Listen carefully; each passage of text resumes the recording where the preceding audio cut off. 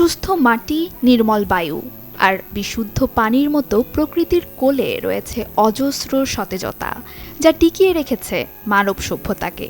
কিন্তু সেই প্রাণশক্তির আধার যেন ফুরিয়ে আসছে ক্রমেই, যা অচিরেই হুমকির মুখে ঠেলে দিচ্ছে পৃথিবীকে। আর তাই তো জলবায়ু বিপর্যয়, তীব্র তাপপ্রবাহ ও পরিবেশগত অবক্ষয়ের মুখে প্রতি বছর বিশ্বজুড়ে নানা সচেতনতামূলক আয়োজনে পালিত হয় বিশ্ব পরিবেশ দিবস। এবারের প্রতিপাদ্য প্রকৃতি থেকে অনুপ্রেরণা, জলবায়ুর জন্য আমাদের ভবিষ্যতের জন্য। প্রকৃতির ভারসাম্য রক্ষা এবং একটি টেকসই ভবিষ্যৎ বিনির্মাণের লক্ষ্যে ১৯৭৩ সালের ৫ জুন থেকে জাতিসংঘ পরিবেশ কর্মসূচির নেতৃত্বে বিশ্বব্যাপী উদযাপিত হয়ে আসছে দিবসটি।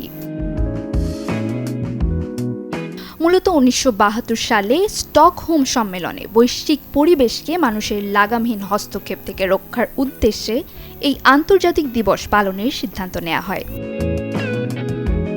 ভয়াবহ দাবানল, আকস্মিক বন্যা ও খরা মোকাবিলায় বৈশ্বিক তাপমাত্রা বৃদ্ধি ১.৫ ডিগ্রি সেলসিয়াসের নিচে রাখা এবং ২০৩০ সালের মধ্যে ক্ষতিকর গ্রিনহাউস গ্যাস নির্গমন অর্ধেকে নামিয়ে আনাই এই দিবসের মূল লক্ষ্য।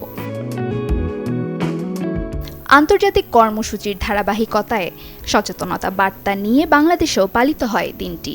সচেতনতামূলক বর্ণাঢ্য র্যালি, পরিবেশ বিষয়ক সেমিনার ও বিশেষ প্রদর্শনীর সাথে বৃক্ষরোপণ কর্মসূচির আয়োজন করে থাকে work for better Bangladesh, save the children ও বাংলাদেশ নারী প্রগতি সংঘের মতো উন্নয়ন সংস্থাগুলো।